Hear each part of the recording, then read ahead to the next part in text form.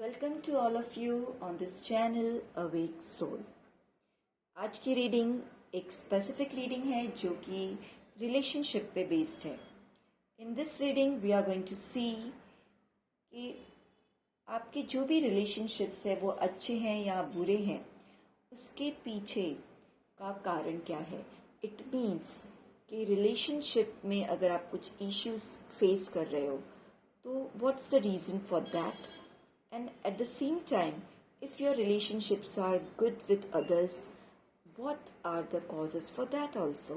Okay, we don't know कि आपके relationships कैसे हैं. First we'll check what kind of relationship you are having with your people, आपके आसपास के लोगों के साथ. Okay, so let's start with reading. This reading is timeless reading and gender biased नहीं है. आप मेल हो फीमेल हो कोई भी हो, इस रीडिंग को आप देख सकते हो, ये आपके साथ रेजोनेट हो सकती है. ओके, एंड ये भी बता दूं कि पूरी रीडिंग रेजोनेट हो I am not sure.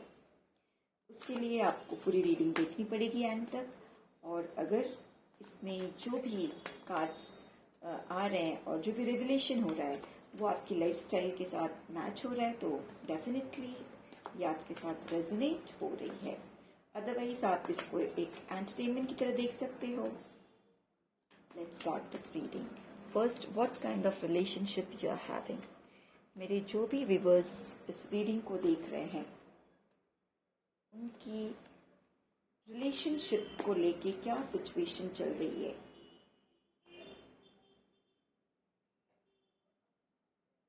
Juggling. They are juggling. Okay. So, cards are very clear. Sorry to say, but cards यही बता रहे हैं कि मेरे जो भी व्यूवर्स हैं they have relationship issue. They have. I will discuss all the things what kind of relationship they have और क्यों है, कॉजेस क्या कारण है, मेन कॉज क्या है वो भी यहाँ पे क्लियर होगा. चलो, सबसे पहले तो यू आर जगलिंग. यहाँ पे मुझे बहुत स्ट्रांगली ये चीज़ें आ रही हैं कि आपकी लाइफ में रिश्तों को लेके जो प्रॉब्लम है वो ज़्यादातर कहते हैं ना पैसों को लेके, ज़मीन को लेके, घर हो सकता है वो, या फिर कोई ऐसी प्रॉपर्टी जो आपके आइदर एंसेस्टर्स की हो या आपके पेरेंट्स की हो या आप लोगों ने आपस में बनाई हो. कुछ प्रॉपर्टी को लेके इश्यूज हो सकते हैं, यानी मनी से रिलेटेड जो भी चीज़ें हो सकती है. फिर वो it could be anything because हम मटेरियलिस्टिक वर्ल्ड में रह रहे हैं और मॉनेटरी वर्ल्ड है. Everything is possible with the help of money. We possess everything with money only. है ना, बिना पैसों के तो कुछ भी नहीं पॉसिबल है. कपड़े पैसों से आते हैं, खाना पीना पैसों से. तो यानी मनी से, पैसों से जुड़ी हुई जो भी चीज़ें हैं वो आपके प्रॉब्लम रिलेशनशिप में वो चीज़ें इश्यू बन रही है. बट बहुत क्लियर कट मुझे मनी यहाँ पे नज़र आ रहा है. देन आप जगल कर रहे हो रिश्तों में, खुश नहीं हो. आप अपनी तरफ से उसको बनाने की बहुत कोशिश कर रहे हो कि रिश्ते आपके सुधर जाए. वो कोई भी रिलेशन हो सकते हैं, वो आप देखिएगा. वो हस्बैंड वाइफ का रिलेशन है, इन लॉज का रिलेशन है, मदर फादर पेरेंट्स का कोई इशू है. ये आप खुद देखिए किसके साथ रेजोनेट हो रहा है. फ्रेंड्स के साथ कोई इशू है, ब्रदर सिस्टर सिबलिंग का हो सकता है. It could be any relation. But आप जगल कर रहे हो, कुछ रिश्तों में जगल कर रहे हो. अपनी तरफ से आप आपका बेस्ट दे रहे हो, you are giving your best. But still see, आपने यहाँ मुझे ये भी नज़र आ रहा है कि बहुत पैसे स्पेंड किए हैं रिश्तों को बनाने के लिए. पहले आपने सोचा कि चलो रिश्ते मेरी एफर्ट से बन जाएंगे. यू वर्कड हार्ड, आपने बहुत बनाने की कोशिश की बट फिर वो नहीं बन पाया. देन आपको लगा ओके मैं फाइनेंस के बेस पे, पैसों के बेस पे, यानी कि अगर किसी को ज़रूरत है और मैं पैसे उसको दे दूँ, खर्च कर दूँ, तब शायद हमारे रिश्तों में सुधार होगा या हमारे रिश्ते अच्छे स्वीट रिलेशंस होंगे. वो भी वर्क नहीं किया, नहीं वर्क हुआ. Then the main thing is जो भी पर्सन जिसके साथ भी आपको रिलेशनशिप इशू है, क्यों नहीं बन पा रहे रिश्ते, क्योंकि उनके थॉट में they have something in their mind. What is in their mind? We'll clear. आगे हम देखते हैं, बट यहाँ मैं बता दूँ कि आप जितना सोच रहे हो बात उससे ज़्यादा बड़ी है। आप सोच रहे हो मैं अपना घर दे दूँ उनको, वो खुश हो जाएंगे, मैं अपने पैसे दे दूँ, मैं अपनी गाड़ी दे दूँ, मैं अपनी कुछ प्रॉपर्टी का हिस्सा दे दूँ, मैं अपनी कुछ सैलरी दे दूँ, वो खुश हो जाएंगे। No, they are not going to be happy, because उनके माइंड में बहुत सारी चीज़ें हैं, आपको लेके बहुत सारे नेगेटिव इमोशंस भरे हैं। इमोशन से ज़्यादा विचार नहीं, उनके विचार नकारात्मक है। यस, इमोशन भाव, वो भावनात्मक तो है ही नहीं।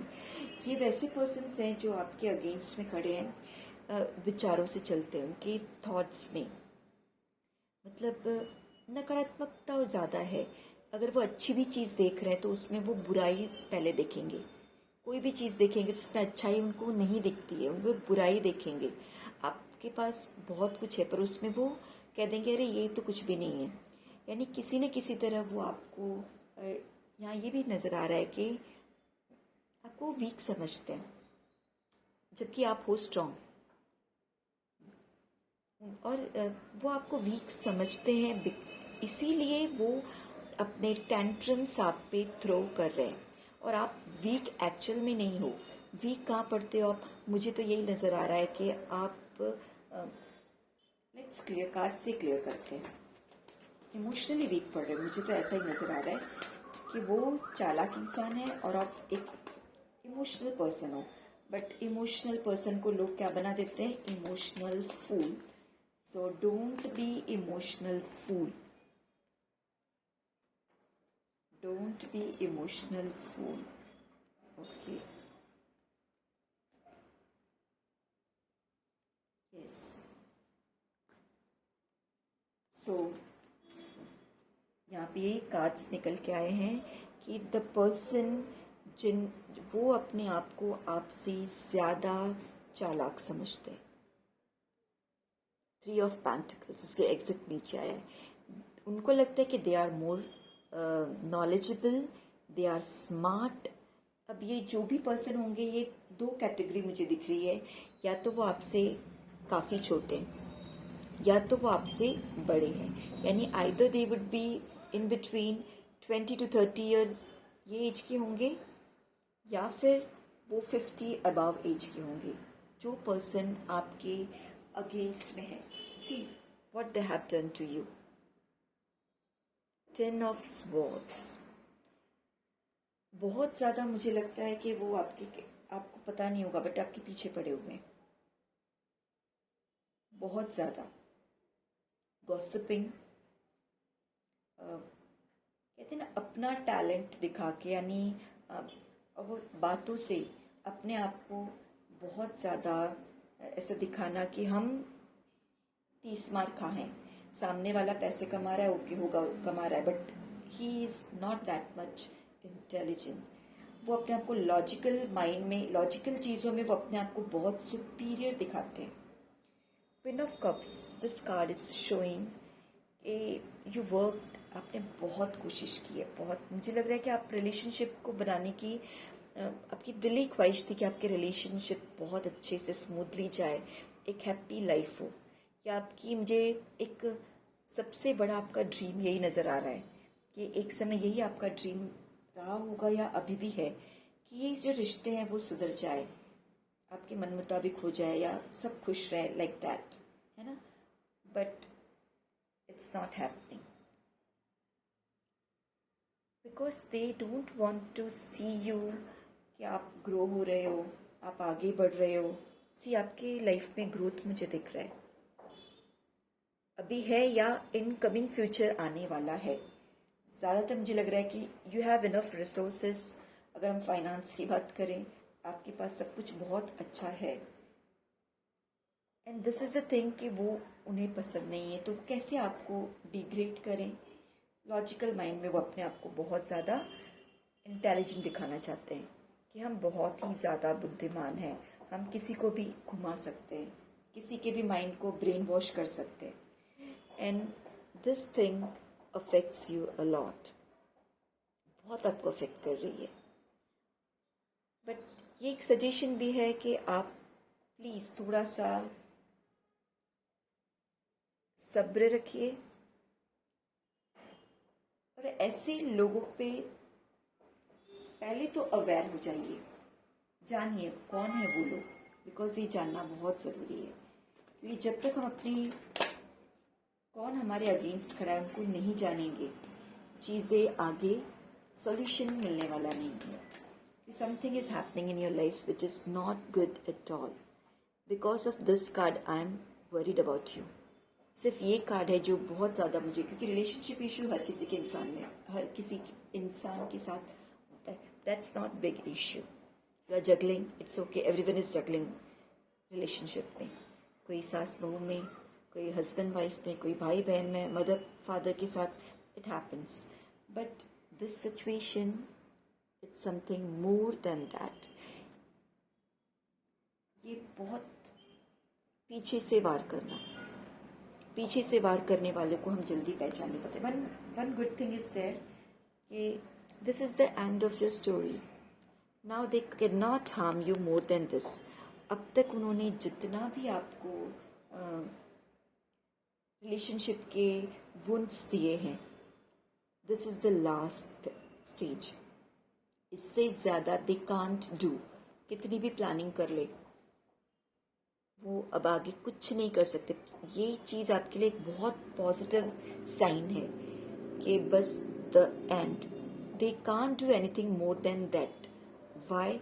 बिकॉज कहीं ना कहीं आपने एक, कहते हैं ना, अपने अंदर, बिकॉज जब रिलेशनशिप्स नहीं चल रहे अच्छे से, तो आपने अपने अंदर खुशी ढूंढना शुरू कर दिया। ये मुझे नज़र आ रहा है कि अपने अंदर कंटेंटमेंट लाना, खुशी ढूंढना शुरू कर दिया है। और मुझे तो ये भी नज़र आ रहा है कि आप आपके जो भी अगेंस्ट लोग हैं उनको पहचानते भी होंगे, या फिर अभी इस रीडिंग को सुनते हुए कुछ लोग आपके माइंड में आए होंगे। Yes, definitely those people are जो आपके अगेंस्ट में, प्लानिंग प्लॉटिंग में, लेग पुलिंग में, पीछे से वार करने में सबसे आगे वही लोग।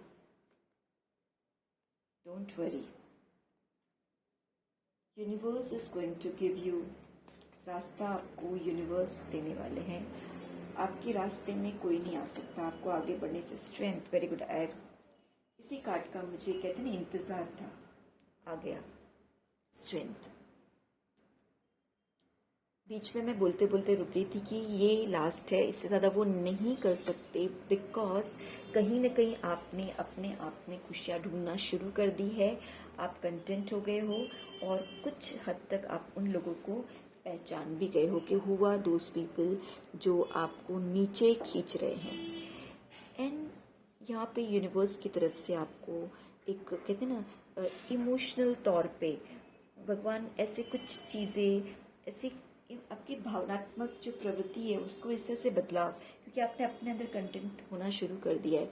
तो यहाँ ईश्वर भी आगे बढ़ के आपको कुछ ऐसे रास्ते दिखाएंगे, कुछ ऐसी हेल्प सेंड करेंगे जिससे आप अगेन थोड़ी से आपको सुकून मिलना शुरू होगा। बट आप क्या कर रहे हो, आप उस सुकून को पहचान नहीं पा रहे हो जो आपके लाइफ में आने के लिए रेडी है।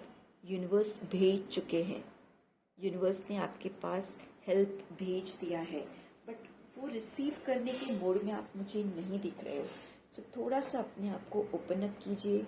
जो भी गाइडेंस या हेल्प यूनिवर्स आपको भेजना चाह रहे हैं, उससे होगा कि आप इमोशनली बहुत ज़्यादा स्टेबल होगे, भावनात्मक तौर पे आप स्ट्रॉन्ग बनोगे।